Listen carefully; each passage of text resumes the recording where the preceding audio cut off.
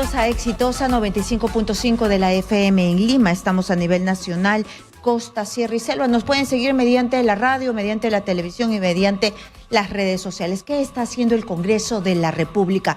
¿Nos conviene o no nos conviene lo que están manipulando? Están manipulando, cambiando para bien, para mal la Constitución. Acabamos de tener una entrevista con uno de los congresistas y nos decía nuestra reportera que en estos días que falta van a ver, analizar, cambiar quizás 60 leyes. Nosotros estamos precisamente con Raúl Canelo, decano del Colegio de Abogados de Lima. Le damos la bienvenida. Bienvenido al estudio, doctor Canelo. Gracias, Karina. Muchísimas gracias por estar aquí. Vamos a tratar de entender si es que están actuando bien a favor de la población o no desde su perspectiva, que no solamente es usted, sino que trae la voz de todos los abogados. Vamos por partes. Hay mucho que analizar por estos días. Este viernes se realizaría la segunda votación de algo que ha causado revuelo, que es la ley que tiene otro nombre, ¿no? Pero que precisa la prescripción de los delitos de lesa humanidad.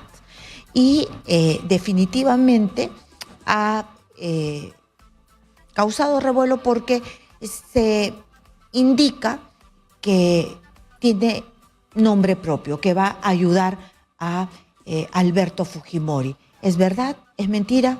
Bueno, de promulgarse esa ley, definitivamente sí habría un beneficio para el expresidente Fujimori, sin duda. Pero el análisis es un poco más profundo porque los especialistas están diciendo que los derechos, que los crímenes de lesa humanidad son imprescriptibles. Es cierto, aunque no hayan, porque hay dos corrientes, ¿no? Los abogados que dicen que no estaba estipulado en la ley y los que dicen que no es necesario que esté estipulado en la ley porque ya existían. Sí, bueno, desde el año 1962 ya había un convenio y es verdad que el convenio de Roma se incluye después del año 2000. Entonces el razonamiento de los que defienden esta ley es decir, bueno, esta ley en todo caso es aplicable desde la Convención de Roma, antes no, y en consecuencia no se puede aplicar una ley retroactivamente. Y si no se puede aplicar retroactivamente, entonces los delitos cometidos antes del año 2000 ya habrían prescrito. Eso es lo que nos quieren decir en simple. Sin embargo, insisto, ya lo había comentado, que estamos ante una situación diferente. No estamos solo en el ámbito de aplicación de la ley nacional, que ese argumento podría tener algún sustento. Sin embargo, la interpretación de las normas no solamente es de una perspectiva nacional, aquí entra en juego el derecho internacional. Y en materia punitiva, nosotros estamos adscritos al sistema interamericano, es decir, la Corte de San José de Costa Rica, y lo propio en Europa existe la Corte de Estrasburgo. Y hoy por hoy se persiguen los crímenes de lesa humanidad y son imprescriptibles. El convenio primigenio data del año 1962 y desde ahí algunos expertos están señalando que se hablaba ya de crímenes de lesa humanidad y de imprescriptibilidad. En consecuencia, este es un esfuerzo que ha hecho el Congreso seguramente para beneficiar a determinados personajes, pero creo que no es suficiente. Aquí estos esfuerzos no escapan a la política jurídica internacional. Es decir, nosotros podríamos eventualmente ser sujeto de sanciones si es que liberamos a personas que están procesadas o juzgadas por delitos de lesa humanidad. Muy bien, pero las personas que están encarceladas en este momento cuando no existía el delito de lesa humanidad, así literalmente en nuestra norma, están sentenciadas bajo ese título, o no dice exactamente la sentencia lesa humanidad.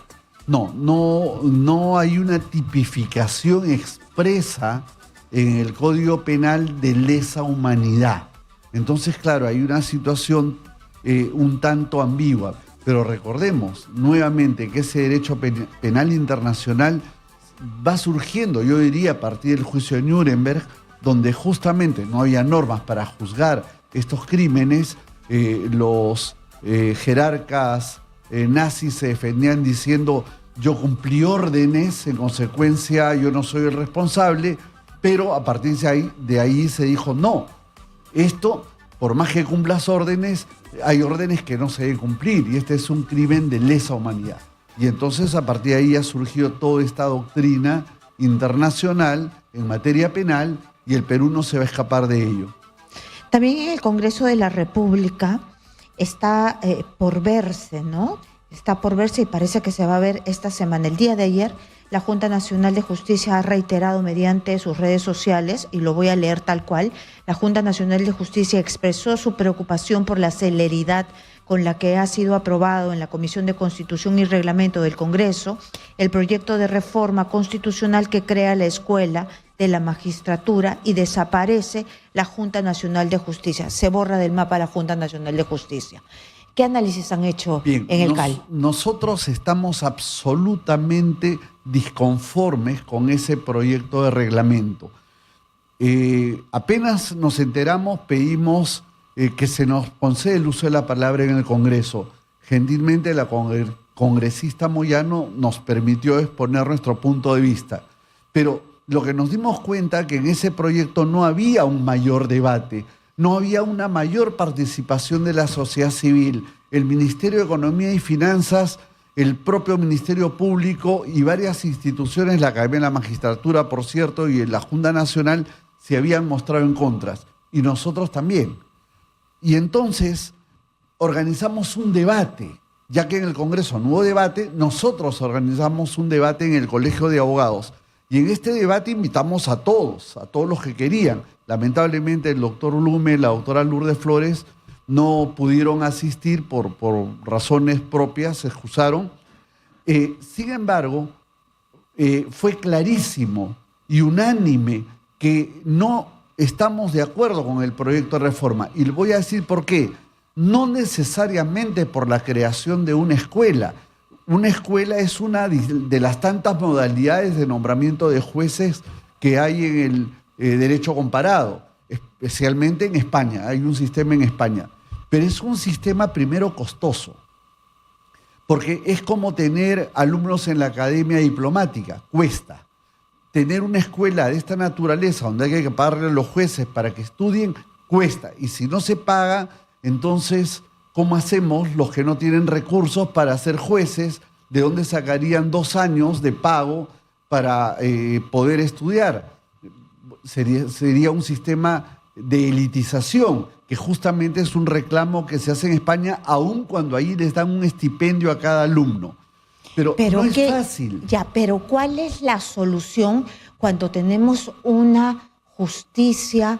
No quiero generalizar, pero la población la siente podrida, que no da frutos, que es inalcanzable, que cuando tú te vas al Poder Judicial es casi un juicio te dura 15 años. Correcto. A ver, el argumento que utilizó el Congreso es decir, la justicia tiene un alto porcentaje de desaprobación. El Poder Judicial, el Ministerio Público. ¿Y cuánto tiene el Congreso? Porque eso trata, peor. Pero ya. Usted sabe que la población, cuando se va al sistema de justicia, es un viacrucis. Claro, hay gente que no va. Usted litiga, pero la gente no va a denunciar un robo, un ultraje, una pensión de alimentos, un golpe de su pareja, porque no quiere pasar por esa tragedia. Karina, ¿cómo nombramos los jueces actualmente? A través de la Junta Nacional de Justicia. Antiguamente con el corrupto Consejo Nacional de la Magistratura. Y ahora le echamos la culpa de la Administración de Justicia a esta Junta, ¿cierto? Porque tú cuentas, y con razón, cómo está el sistema de administración de justicia. La Junta Nacional de Justicia ha dado resultados porque, yo digo, se ha satanizado, o no sé si es la palabra, pero Patricia Benavides es el cuco en este momento, ¿no? Es lo peor de lo peor. Pero ¿quién le eligió? ¿Por qué no pasaron los filtros o por qué no utilizaron los filtros debidos? La Junta Nacional de Justicia. Entonces, ¿quién es la culpable? Sí, claro. Bueno, pero ahí viene un tema. Esta Junta nombra jueces. ¿Cuántos jueces tenemos realmente nombrados? Entre jueces y fiscales, los magistrados titulares no llegan ni al 40%. Es decir, hay un 60% que son nombrados, y permítanle la vulgaridad, a dedo. A dedo. O sea, ya, a dedo. A dedo. En este proyecto, que me dicen que con una escuela mejoraremos este sistema, yo diría que lo vamos a empeorar por una razón. Bueno, primero, la Junta Nacional de Justicia no recibió recursos. La Academia de la Magistratura, que iba de la mano, le tiene que cobrar a los jueces para capacitarlos porque no tiene recursos. O sea, veamos dónde está el problema. Y entonces ahora hay una escuela. ¿De dónde sacamos profesores? ¿De dónde sacamos infraestructura? ¿De dónde sacamos la malla curricular? ¿Y por qué no participa la sociedad civil?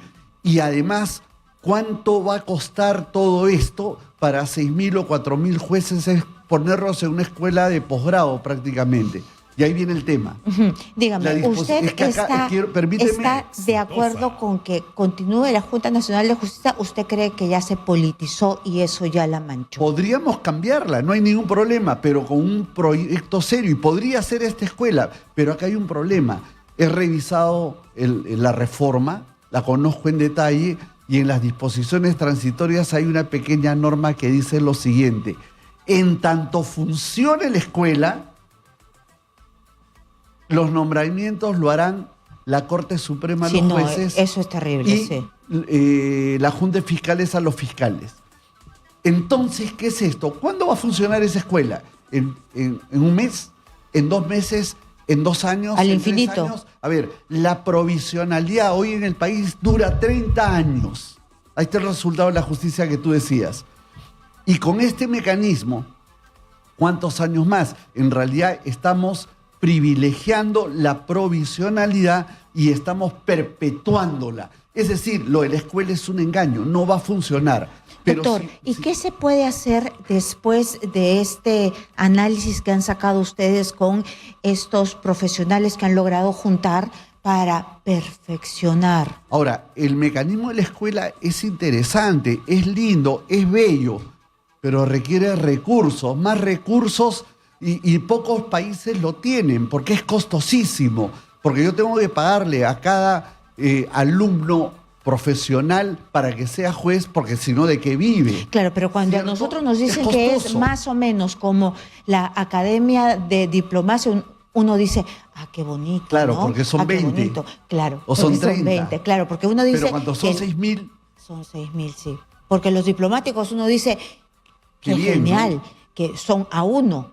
Y así queremos los jueces y los fiscales. Pero no es lo mismo 20 o 30 que 6.000. ¿Qué hacemos? Ahí viene la dificultad. No hay recursos para los hospitales, no hay recursos para los colegios. Se los roban, doctor, se roban los recursos. Sí, es triste. Entonces, esto es un engaño. Ya el MEF ha dicho, no tenemos recursos, es inconstitucional.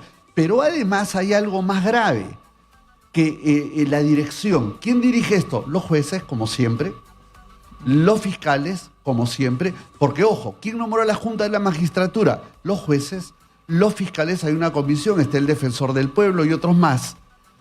Acá, ¿quién va a nombrar a esta escuela? ¿Quiénes van a dirigir? Los jueces, los fiscales y un rector de una universidad de más de 50 años. Y, señores, ¿y los abogados dónde están? ¿Y los abogados tienen que estar o no tienen que estar? ¿Qué importan los abogados? Claro que importan, porque mañana cuando tú tienes un divorcio, tienes un proceso de alimentos, de régimen de visitas, tienes una deuda, tienes una indemnización, ¿sabes qué? En ese proceso intervienen partes y interviene un juez. Siempre es un triángulo, demandante, demandado y juez. Y entonces el proceso, la administración de justicia requiere de jueces y de partes. ¿Y quiénes representan a las partes? Los abogados. Y entonces, en un proceso, ¿por qué los abogados no tienen la palabra? quiero darte un dato. Hoy día, por ejemplo, si yo quiero hablar con un miembro de la Corte Suprema por un caso, no, estoy prohibido de hablar. Entonces, cuando las reformas son verticales, esto no funciona. Y esto no está bien, porque se limita un derecho constitucional, que es el derecho a la defensa. Entonces, ¿quiénes son los promotores, los que corresponde hablar la palabra de las partes, de los abogados, pues? Entonces, el sistema y nunca han estado. No, no estamos. Hemos estado... Claro, y siempre están ahí en el cogollo los amigotes. Y por eso los amigotes algunas veces se hacen el de la vista gorda. Bueno, pero si a mí me nombra el amiguito que está de presidente de turno, ¿a quién le debo el nombramiento? Y soy provisional y además me puede sacar en cualquier momento. Entonces ahí se explica la pregunta inicial tuya de por qué estamos como estamos en la administración de justicia. Porque se trata de una circunstancia definitivamente de amiguismo. Si yo, juez nombrado a dedo por el presidente de tal sala de la Corte, no hago lo que me dicen, es probable que me digan hasta luego. Entonces, ¿para qué me hago problema? Hay que mejorar los filtros, que sea la meritocracia y que no estén ahí solamente los jueces y fiscales, estén los abogados, esté la academia. Pero te voy a decir algo más. Los congresistas están muy preocupados en atacar a la Junta de Justicia, que además ya se va a renovar, ya salió el aviso para renovarlos, que se los renueve. Pero acá viene otro tema. Y que se mejore, ¿no? Los congresistas, hay 42 congresistas con investigación fiscal. Ellos son los preocupados, sí, pero ¿sabes qué? Quiero decirles, amigos congresistas, que están en un grave peligro si aprueban esta ley. ¿Por qué? Porque hoy día hemos escuchado las noticias de un coronel criticando, lamentándose de que los jueces y fiscales dan libertad a los delincuentes comunes que ellos capturan, bandas criminales y son dadas en libertad. Pero qué curioso, si se trata de congresistas, de políticos, presidentes, la actual presidenta, fíjate que ahí sí la justicia es preocupada, extensa, hay allanamientos, prisiones preventivas y cuánto hay. Y eso se llama que hay una actitud inquisitiva y selectiva de los jueces y de los fiscales. Eso está mal, porque se viola la presunción de inocencia. Y es que el juez por naturaleza es inquisitivo. Entonces lo que tenemos que hacer es normas más democráticas. ¿Y qué es lo democrático? El respaldo constitucional, el debido proceso a la presunción de inocencia y que los jueces y que los abogados estén observando estas anomalías y las denuncien. Para eso es el abogado. ¿Y qué es lo que ustedes piensan para regresar al tema del Congreso de la República, que están apuraditos, ¿no?, en hacer un montón de normas? Se acaba de... en la Junta de Portavoces, para ser exactas, acuerda priorizar propuesta que impide postular a condenados por asesinato. Y creo que otros crímenes más. Esto ya se debió hacer hace mucho tiempo, pero creo que han acotado. Eran más delitos hasta por corrupción, ¿no? Pero dijeron que por corrupción se podían ocasionar algunos perjuicios, ¿no? Porque se podía eliminar de la carrera a gente que en realidad había cometido delitos muy pequeños. ¿Usted qué cree? Sí, bueno, evidentemente esta ley lo que quiere frenar es que participen en la vida política nacional aquellos que han sido condenados a delito doloso y con penas determinadas. Definitivamente hay algunos probables candidatos que van a estar enmarcados dentro de esta limitación. Como Antauro. Como por ejemplo el señor Antauro. Pero hoy por hoy el señor Antauro, no recuerdo exactamente las normas, pero lo he revisado, igual no podría postular a la presidencia. ¿Por qué? Porque tiene limitaciones, está inhabilitado. O sea, si ya tiene limitaciones, esta ley es redundante. Es una ley que está redundando. Pero en todo caso, yo lo que diría, eso es una facultad del legislativo. El legislativo puede, está dentro de sus facultades, y en ese caso no es inconstitucional. De repente no le gustará a algunos, pero está dentro de las facultades del Congreso. Pero podríamos ir más allá. Los corruptos, por más que sea un delito, ya sentenciados, ¿no? Sí, claro. Deberían ser prohibidos de postular, por decir Vladimir Cerrón. Tienen habilitaciones, ¿no? Pero casos como Vladimir Cerrón. Particularmente yo estaría de acuerdo de una inhabilitación. Sin embargo, tal como está la legislación peruana, tiene límites hasta determinado momento, ¿no? Claro, 2 años y se acaban los 2 años y punto. Entonces, lo que estaría bien es que el corrupto ya no debería tener la posibilidad de ejercer más cargos. Aun cuando el derecho penal implica la resocialización del reo, pero bueno, yo diría que en el caso de la corrupción, justamente hay un tema intrínseco para que no siga administrando el erario público el corrupto. Es como darle pues el cuidado de un lugar de párvulos a un violador. Sí, terrible. Y le quería preguntar yo sobre este proyecto de ley que ustedes han presentado sobre los delitos del terrorismo urbano. ¿De qué se trata? ¿Qué presentarán o han presentado? Usted me da la precisión, porque es algo que sí afecta a la gente. La gente está fastidiada, complicada, asustada, no puede salir a la calle estando en paz. Ya la delincuencia ya está rebasada en nuestro país. Quiero que me responda a esto, que me dé los alcances, pero que me espere un ratito. Me tengo que ir a la pausa. Son las 7:56. Regresamos rápidamente con el decano del Colegio de Abogados de Lima, el señor Raúl Canedo. No se mueva.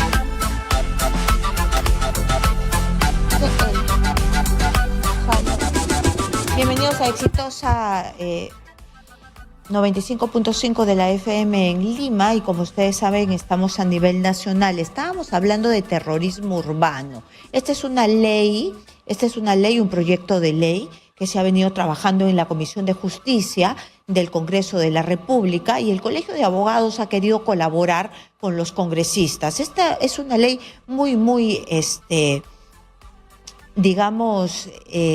mediatizada. Los congresistas han hablado con los periodistas de esto a raíz de los crímenes más sonados en el Perú. Son crímenes violentos, y yo les estaba hablando sobre este terror que tiene la población de salir a las calles algunas veces, porque hasta te pueden matar por robarte un celular. ¿Qué es lo que ustedes han visto al analizar lo que los congresistas han hecho? Porque una cosa es lo que hacen los congresistas y otra cosa es lo que va a servir de verdad. Bien, el derecho es una construcción social. No porque el derecho diga esto es así, van a cambiar las cosas. Aquí tenemos un grave problema profundo que va desde la indolencia, la pobreza, las faltas de niveles de educación, y cuanto hay, es una sociedad pobre y en consecuencia tenemos estos males. La ley penal por sí sola no va a cambiar esta circunstancia, pero sí es un disuasivo en todo caso.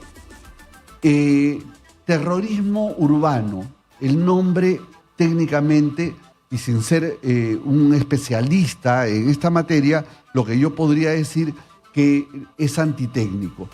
Por eso decidimos invitar al Congreso, o sea, pedimos que el Congreso más bien nos invite, y designamos a 3 distinguidos colegas, el doctor César Nagasaki, el doctor Carlos Rivera, del IDL, y el doctor Lamas Puccio, conocido penalista. Y los 3 coincidieron en que este proyecto no conduce a nada, está mal diseñado, es una retipificación de los delitos nada más, es una recreación, como quien dice, un cambio de nombre, pero eso no soluciona nada en relación al sicariato, el secuestro, la extorsión.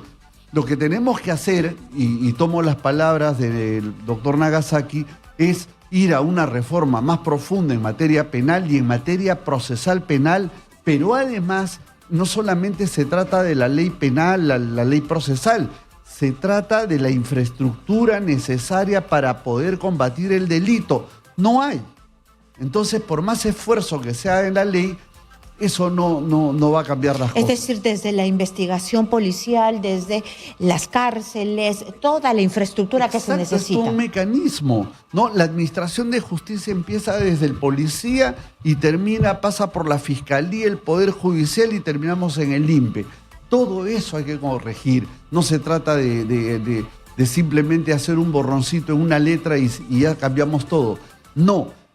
Ahora, la tipificación, una cosa es el terrorismo, que es una violencia que proviene de una ideología y eso está proscrito, y otra cosa es entre comillas, terrorismo urbano, que yo diría más que terrorismo es un terror colectivo, y podríamos retipificar, sí, pero las leyes de por sí ya son altísimas. O sea, ponerlas más altas, lo único sería la pena de muerte, pero eso no podemos hacerlo porque el Perú es signatario del Pacto de San José. Entonces, la solución no está en modificar solo el Código Penal, que se puede hacer en la línea de lo que estoy diciendo, y es más, los tres colegas se han comprometido, conjuntamente con el colegio y mi persona, vamos a trabajar un proyecto mucho más razonable, por lo menos en la materia penal, pero que se vincule al tema procesal, porque allí también está la dificultad. Luego, lo que no podemos hacer desde el colegio, ni siquiera desde el Congreso, y ni siquiera cambiando la ley, es dar presupuesto para nada. Exacto. Claro, es dotar de estos laboratorios criminalísticos que necesita la policía y que no tiene, que solamente hay en Lima y no hay en ninguna parte del país, construir más penales que es necesario para tener presos y también resocializar, que eso no existe en nuestro país. Tiene que haber pues una política de prevención del delito. La prevención del delito empieza desde que alguien es niño, de los cursos cívicos que ya no hay, el respeto a la Constitución. Empieza en casa la lucha contra el delito. Desde que también el Estado tenga este deber y que lo cumpla de educar. Y desde que las autoridades den el ejemplo, ¿no? Que el presidente, la presidenta del ejemplo, que los ministros, que el policía del ejemplo. Pero si nadie da el ejemplo, ¿qué queremos de la sociedad? Y a partir de lo que usted me está contando, este trabajo que está haciendo para ayudar a los congresistas, algunos que aceptan la ayuda que ustedes ofrecen, ¿hay alguien que está llamando? Porque en realidad cuando se hace este tipo de investigaciones de las leyes del Congreso, que son paupérrimas, que no sirven casi para nada, los han llamado en materia de corrupción. Ustedes han ofrecido su ayuda para afinar, hacer mejor los filtros para tener menos corruptos. Bueno, aquí hay un tema interno. He asumido la gestión hace un poco más de 2 meses y nos hemos puesto a la carga de trabajar con las leyes, colaborar con el Estado, colaborar con el Ejecutivo, el Legislativo. He tenido una reunión con el presidente del Consejo de Ministros, le digo, los abogados tenemos una palabra, transmita usted al Ejecutivo que estamos para colaborar, obviamente también para cuestionar y criticar. El Colegio de Abogados no es un ente político. Evidentemente la vida jurídica es política, pero no estamos politizados. El que quiera hacer política que se vaya a su partido, pero el colegio es un ente gremial, técnico, legislativo, y por eso estamos colaborando con el Congreso. Pero también al Congreso hay que decirle, ustedes están haciendo esto mal, ¿no? ¿Quién más que nosotros, que somos los especialistas en administración de justicia, litigamos para dar nuestra palabra, pero no se nos ha tomado en cuenta?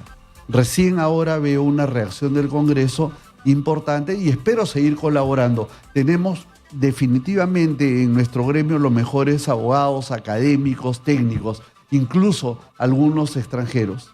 Ojalá que se les llame y ojalá que tengamos algún tipo de respuestas desde el Ejecutivo para que se luche contra la corrupción desde adentro, ¿no? Porque estamos viendo Estamos visos. dispuestos a colaborar. Sí, visos, ya no visos, sino estamos viendo tremendos efectos de la corrupción. Muchísimas gracias por estar aquí. Sí, toda la vida que converso contigo nos quedan muchas cosas pendientes porque todo el día tenemos problemas. Por ejemplo, esta ley que ahora ha determinado que los partidos políticos ya no son responsables. ¿Qué le parece? Para que no se quede en el tintero, pero lo invito nuevamente. Seguimos conversando la próxima semana si usted quiere. Mañana un grupo de informales de la minería o de narcotraficantes podría perfectamente financiar un partido y no pasa nada con el partido. Entonces, ¿está bien esta ley? No, está pésima. Claro, porque ahora les ha quitado el peso penal. Exacto. Entonces, no pasa nada. Mañana, más tarde, ellos se juntan. Exacto. Y armo mi organización simplemente criminal a través de mi partido, tomo un partido y en ese partido, bueno, es lo que está pasando acá. ¿Quiénes se beneficiarían? Todos los que están procesados por haber recibido dinero de estas empresas corruptas. Lavajato o AS. Exacto. Entonces se acabaron esos procesos. Listo. Porque se aplica la ley más benigna ahora, porque esta ley se aprueba y tiene que aplicarse. Entonces, por ejemplo, ese tipo de cosas nos ayudan a construir un Perú mejor. Estamos haciendo docencia, estamos limpiando de corrupción. No, porque ahora los partidos políticos pueden ser financiados por el narcotráfico y no pasa nada. No, y además, ¿cuántos partidos políticos habrán sido financiados por el narcotráfico? No por gusto, somos el segundo o el primero país que está exportando cocaína, ¿no? Hace años, muchos años, fui a Colombia a un congreso, lo inauguró el presidente Samper. Y estando el presidente, los organizadores, que todos eran académicos, profesores de universidades, ni siquiera le dieron el uso de la palabra. Entonces yo le decía a los profesores, pero va a venir el presidente, ¿cómo es que no habla? Y me decían, no, es que está muy cuestionado porque recibió apoyo del narcotráfico en su campaña. Pero le digo, ¿cómo fue eso? Y me dice, no, pero él dice que no sabe nada. Y era algo así como que entras a tu casa, ves un elefante y no te das cuenta, no lo has visto, ¿no? Imposible. Porque así funciona. Entonces... No lo quieres ver. Esto, claro, esto no lo queremos ver. Muy bien, muchísimas gracias y ya sabe, la próxima semana coordinamos. Yo encantadísima. Gracias. Muchísimas, gracias, todas las semanas hay algo en este país, bueno, así que siempre es bueno tener una opinión que usted me está asegurando no está politizada ni un lado ni para el otro. Bueno, trato de dar una información muy técnica. Muy bien, muchísimas gracias. Nos vemos la próxima semana. Raúl Canelo, decano del Colegio de Abogados de Lima. Muchísimas gracias. Gracias.